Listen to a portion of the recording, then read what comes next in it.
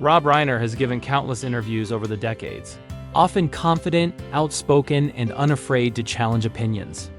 But there was one conversation, quiet, reflective, and unexpectedly emotional, that left even longtime viewers shaken. It wasn't loud, it wasn't dramatic, and it wasn't meant to go viral. Yet, when people watched it back, many admitted they weren't prepared for what they heard. For the first time, Rob Reiner didn't speak like a filmmaker, a political voice, or a Hollywood figure. He spoke like a man looking back, measured, thoughtful, and visibly weighed down by years of pressure few ever acknowledge. His words weren't scripted. His pauses felt heavy. And in those moments of silence, something deeply human came through. Those who watched closely noticed subtle changes. His voice softened. His confidence gave way to reflection. He spoke about time, about misunderstanding, and about the emotional cost of living so much of life in the public eye. Nothing he said was shocking on the surface, but together, it felt like a quiet release of truths he had carried for decades. What made this interview so powerful wasn't what he revealed, it was how he revealed it. There was no anger, no defensiveness, just honesty. The kind that comes when someone no longer feels the need to perform. By the time the conversation ended, many viewers realized they hadn't just watched an interview. They had witnessed a moment of vulnerability rarely seen from someone so publicly defined. And for those who truly listened, it became impossible not to feel moved. What made this interview so striking was how different Rob Reiner appeared from the image audiences had grown accustomed to. For decades, he had been known as confident, assertive, and unwavering in his beliefs. In this conversation, however, there was a noticeable softness, a sense that he was no longer speaking to persuade or defend, but simply to be understood.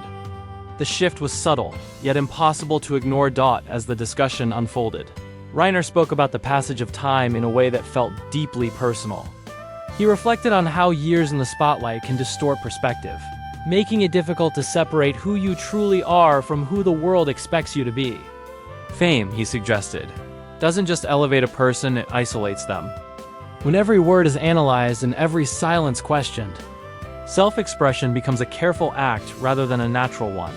Listeners were especially moved by his acknowledgement of regret, not tied to a single decision, but to moments where connection was lost.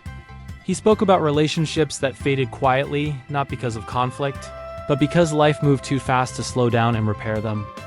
These admissions carried weight because they were delivered without blame. He wasn't pointing fingers. He was taking responsibility for the distance that can grow when ambition and purpose consume everything else. There was also a strong sense of emotional fatigue woven into his words.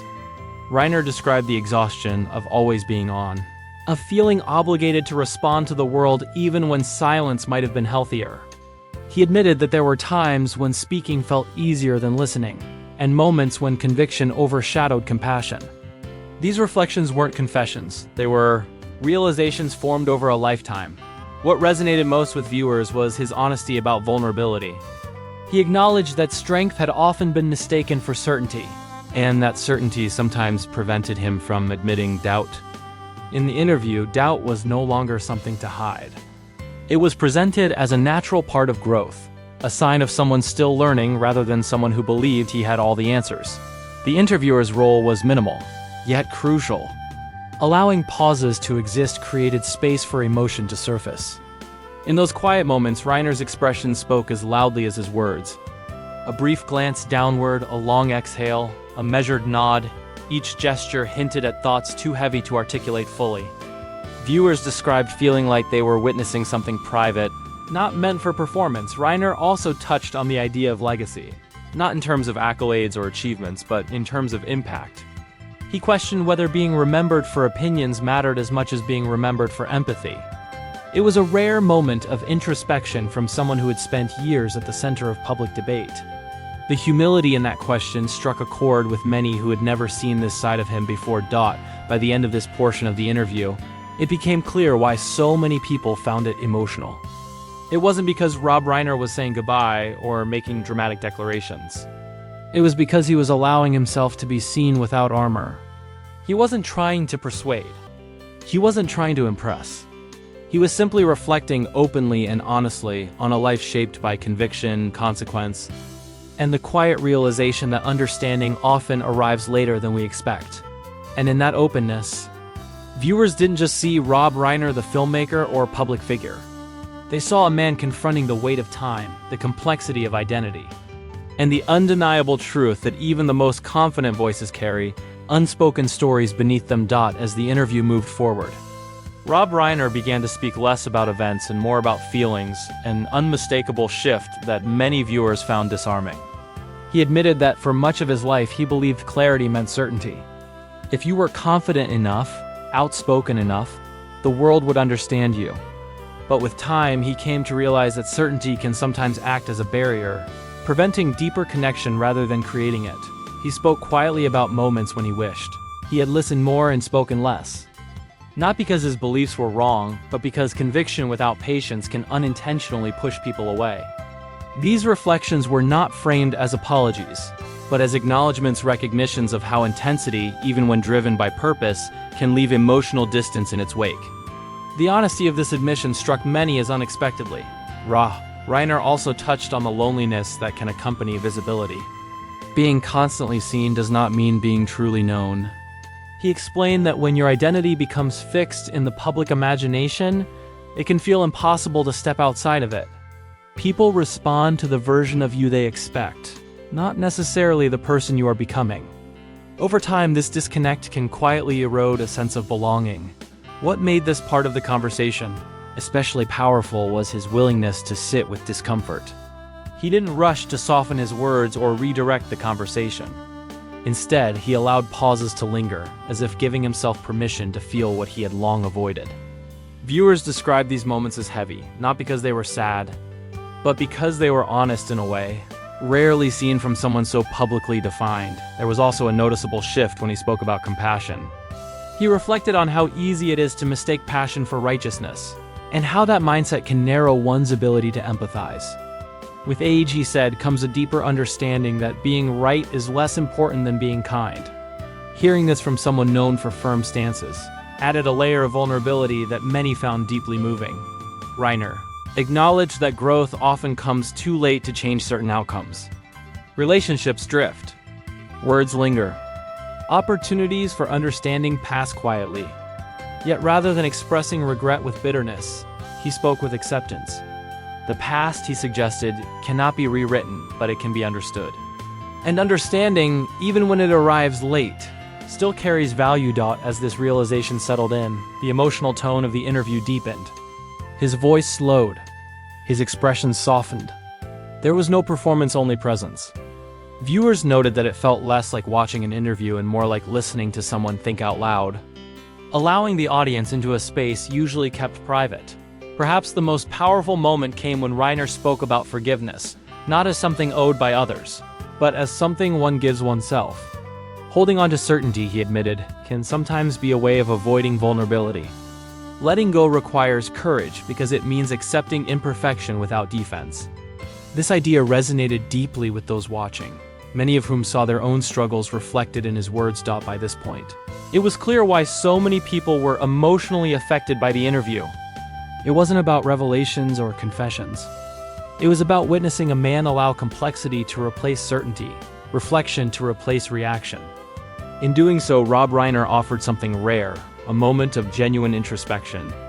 Shared not to persuade or provoke, but simply to connect. And as the conversation continued, it became evident that the most moving parts were still ahead, not because the words would grow louder, but because they would grow quieter, heavier, and more deeply felt. As the interview entered its later moments, something shifted even further. Rob Reiner was no longer explaining his thoughts, he was sitting with them. The conversation slowed, and with it came a sense of weight that viewers could feel through the screen. His words became fewer, but each one carried more meaning. It was clear he was speaking from a place of lived experience rather than prepared. Reflection. He began to talk about time in a way that felt deeply personal. Not time as a schedule or a career timeline, but time as something fragile and irreversible. He admitted that there were years he spent moving too fast, convinced there would always be another chance to reconnect, to clarify, to soften edges that had grown sharp. Looking back, he acknowledged that time does not always wait for readiness. There was a noticeable pause when he spoke about people he had lost touch with, not necessarily through conflict, but through distance. Relationships that faded quietly because life became crowded with purpose and noise. He didn't dramatize these losses. Instead, he described them with a calm sadness that felt more honest than any emotional display could have been. It was the sadness of recognition rather than regret. Reiner also reflected on how identity can become a trap when it hardens too early. Being known for strong opinions, he said, can make it difficult to show uncertainty without feeling exposed. Over time, that pressure can discourage growth, because growth requires admitting that earlier versions of ourselves were incomplete. In the interview, he allowed himself to say that openly, and the relief in doing so was visible. What moved many viewers most was how he spoke about listening. He admitted that learning to truly listen came later than he wished. Not listening to respond or to defend, but listening to understand. This distinction, he said, changed how he viewed conversations, disagreements, and even silence. It was a lesson that arrived slowly, shaped by years of missteps and missed signals. At one point, his voice softened almost to a whisper as he spoke about humility.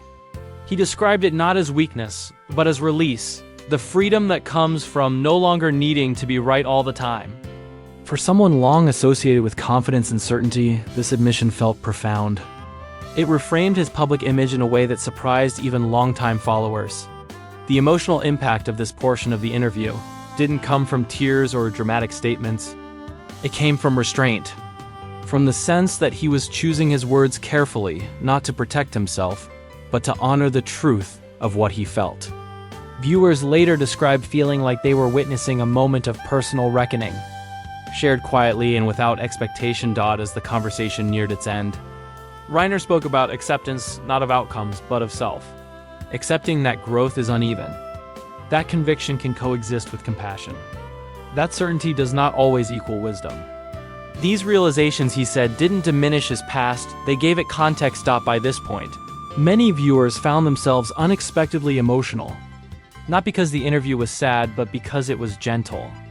It allowed space for reflection without judgment, for vulnerability without spectacle. In a media landscape built on noise, this quiet honesty felt rare and deeply affecting. And as the final moments approached, there was a shared sense that something meaningful had been said. Not a conclusion, not a farewell, but a pause. A moment of clarity that lingered long after the screen went dark, leaving viewers with the feeling that they hadn't just watched an interview. They had shared in a moment of human truth. As the interview came to a close, there was no dramatic ending, no sweeping statement meant to summarize a life. Instead, Rob Reiner offered something far more powerful: stillness. He allowed the final moments to breathe, as if understanding that some truths lose their meaning when rushed. That choice alone left a deep impression on those watching.